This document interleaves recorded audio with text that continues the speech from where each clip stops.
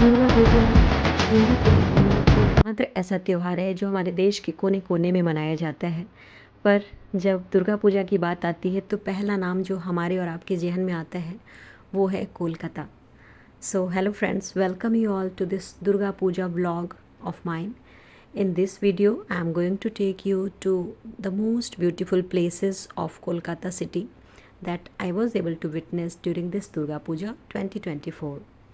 Video की शुरुआत में मैं लिए चलती हूँ आपको हमारी अपनी सोसाइटी के दुर्गा पूजा पंडाल में, जहाँ की मूर्ति को यहाँ की one of the top rated मूर्ति का भी अवार्ड मिला था। ये है दूसरी मूर्ति जो बहुत ही सादगी से बनाई गई है और ये मेरा फेवरेट पूजा पंडाल था जिसको मैंने सबसे पहली बार विज़िट किया था। ये मूर्ति बहुत ही सादगी से बांस की लकड़ी और कपड़ों की सहायता से बनाई गई है और ये पूजा पंडाल हमारे निजी जीवन की जो आवश्यकताएं हैं और जिनसे एक मिडिल क्लास फैमिली प्रभावित होती है, ये इस पूजा पंडाल का थीम था। तो आज की वीडियो में आपको हर एक वो पूजा पंडाल में दिखाऊंगी जो मैं देख पाई और मैंने काफ़ी रिसर्च करके कुछ पूजा पंडाल कवर किए थे। वो भी आपको आश्चर्य लगेगा कि मैं दुर्गा पूजा के फर्स्ट 9 to 10 डेज़ नहीं जा पाई, 11th नाइट को मैं जा पाई थी, क्योंकि यहाँ पे दुर्गा पूजा जब सेलिब्रेशन होता है उसमें ये नहीं कि इस बार कहाँ गए, इस बार किसने अच्छी जगह विज़िट किया, बल्कि हर बार हर जगह हर कोने में उतनी ही भीड़ होती है और उतने ही अच्छे तरीके से मनाने की जगह होती है। ये है हमारी सोसाइटी की डांडिया नाइट। हालांकि डांडिया मुझे बचपन से बहुत पसंद है और अपने स्कूल के दिनों में हम किया करते थे इसको, तो मेरे बचपन की यादें भी ताज़ा हुई इस डांडिया नाइट को देखने के बाद, क्योंकि मैं दिल्ली में और बाकी जगह पे इस चीज़ को एंजॉय नहीं कर पाती थी, पर मैं इस फेस्टिवल का जो डांडिया वाला हिस्सा है वही उसका हिस्सा बन पाई और भी बहुत ही ज़्यादा अच्छा लगा मुझे। ये है संध्या पूजा की आरती जो हमारी सोसाइटी का ही है और समय की व्यस्तता के कारण मैं अधिकांश पूजा अपनी सोसाइटी में ही देख पाई थी। आखिरी का जो दिन था उस दिन मैं कोशिश करके और हिम्मत जुटा के निकल पाई थी, क्योंकि पूजा पंडाल को देखना आप अगर सर्च करते हैं नेट पे तो आपको बहुत अच्छे तरीके से आप देख सकते हैं और आसानी से देख पाते हैं, पर आँखों से देख पाने के लिए आपको बहुत ज़्यादा मेहनत, समय और पेशेंस की ज़रूरत है, क्योंकि एक एक पूजा पंडाल की विज़िट के लिए अराउंड 3 से 4 घंटे लाइन में लगना पड़ता है। ये है माता रानी की सबसे खूबसूरत तस्वीर जो मुझे लगी थी। आपको कैसी लगी बताइएगा ज़रूर। आगे और भी बहुत सारी तस्वीर और पूजा पंडाल मैं आपको दिखाने वाली हूँ। ये पूजा पंडाल है, यहाँ का एक फेमस जगह है सॉल्ट लेक। वहाँ पे बहुत सारे अलग अलग ब्लॉक्स हैं, तो वहाँ की है ये दूसरी पूजा पंडाल मूर्ति जो मुझे अच्छी लगी, वो है ये वाली। इसका एंट्रेंस बहुत ही खूबसूरती से सजाया गया है, आप देख सकते हैं। ये पंडाल भी सॉल्ट लेक सिटी का ही है और यहाँ पे एक मूर्ति की जो साइज़ या डायमेंशन कहेंगे, ये मुझे लग रहा है कुछ 12 से 14 फीट आसपास की होगी ये वाली, और बहुत ही खूबसूरत थी ये, मुझे बहुत अच्छी लगी, तो मैंने इसको भी शामिल कर लिया, क्योंकि एक एरिया में जाने के बाद इतने सारे पूजा पंडाल होते हैं कि सबको विज़िट कर पाना पॉसिबल नहीं था।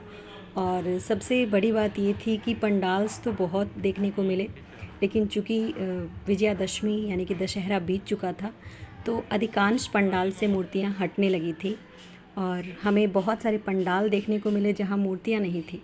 तो मूर्तियाँ नहीं तो पंडाल कैसा। ये वाला पंडाल चौथा पंडाल है जो आप देख सकते हैं, बहुत ही खूबसूरत है ये, और इसमें ये त्रिशूल आकार का बनाया गया है। साथ में जितने सारे ब्लॉक्स आप देख पा रहे हैं, इन सारे ब्लॉक्स में माता रानी के अलग अलग ये वाला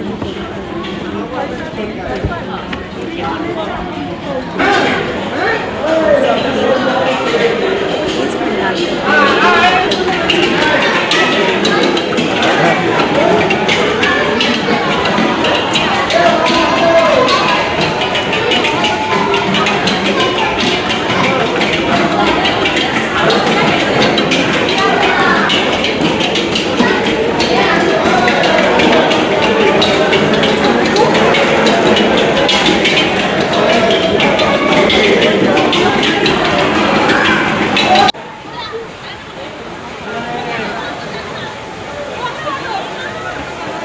मेन मोटिव था जो वैसे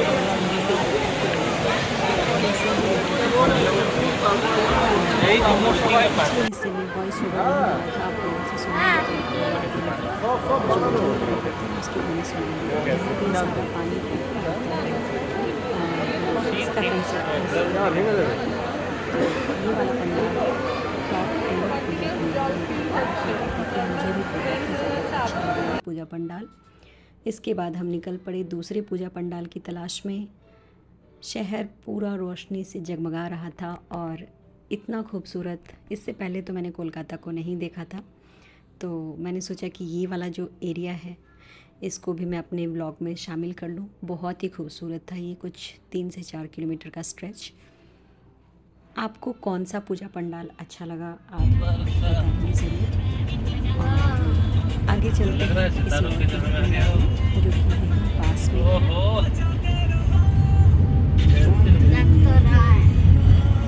जब मैं इस एरिया में आई तो मुझे सबसे ज़्यादा दुख इस बात का था कि इससे पहले मैं इधर पहले ही नहीं, क्योंकि ये जो सजावट थी ये दुर्गा पूजा के तीसरे चौथे दिन से ऑलमोस्ट पूरा शहर सजा दिया जाता है। ये माता रानी की मूर्ति विसर्जन के लिए जा रही है, उनको भी मैंने कैप्चर किया है वीडियो में। और माता रानी की ये जो कुछ मूर्तियाँ हैं जो मुझे ज़्यादा पसंद है उनको मैं बारी बारी से आप लोगों को दिखा रही हूँ। ये मूर्तियाँ भी बहुत स्पेशल है। तो इसके बाद हम वापस से पहुँचते हैं अपने सोसाइटी के पूजा पंडाल में, जहाँ एकादशी के अगले दिन यानी कि विसर्जन वाले दिन सिंदूर खेला की जो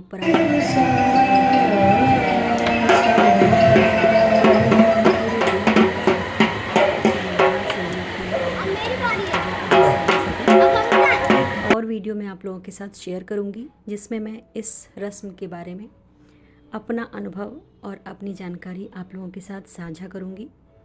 पहले जो मैं सोचती थी इस रस्म के बारे में उससे काफ़ी अलग है ये रस्म। और खेला शब्द जो है इसका मतलब सिंदूर से खेलना नहीं है, बल्कि माता रानी को सिंदूर अर्पित करना है और उसी सिंदूर को सुहागन महिलाएं आपस में एक दूसरे को लगाती हैं। तो ये हैं कुछ खास पल माता रानी की सिंदूर खेला की रस्म को करते हुए, जिसको मैंने वीडियो का हिस्सा बनाया है। और ये रस्म करते हुए मुझे बहुत ज़्यादा खुशी, बहुत ज़्यादा मैं शब्दों में बयान नहीं कर सकती मुझे कैसा महसूस हुआ माता रानी को इतने करीब से देखना और उनकी मांग में सिंदूर लगाना, फूल चढ़ाना, उनको मिष्ठान्न खिलाना, जल अर्पित करना। तो ये सिंदूर खेला की जो रस्म है मेरी ज़िंदगी का अब तक का पहला अनुभव था और मुझे बहुत अच्छा लगा। दिल्ली में भी जब हम रहते थे तो वहाँ पे बहुत सारी ऐसी बंगाली सोसाइटी हैं जहाँ ये सारी रस्में होती थी, लेकिन मैंने कभी उसमें जाकर ये सब करने की कोशिश नहीं की और ना ही मुझे ज़रूरत महसूस हुई। लेकिन यहाँ आकर मैं धन्यवाद देना चाहूँगी अपनी इस सोसाइटी का, जहाँ हर एक रस्म बहुत ही अच्छे तरीके से निभाया गया। और सोसाइटी के जितने भी मेंबर हैं, चाहे वो किसी भी स्टेट से हों, जहाँ के भी हों, सब ने बढ़ चढ़ कर हिस्सा लिया सारे प्रोग्राम्स में। और कहीं ना कहीं यही बात है इस सोसाइटी की जो मुझे कोलकाता से कनेक्ट करती है।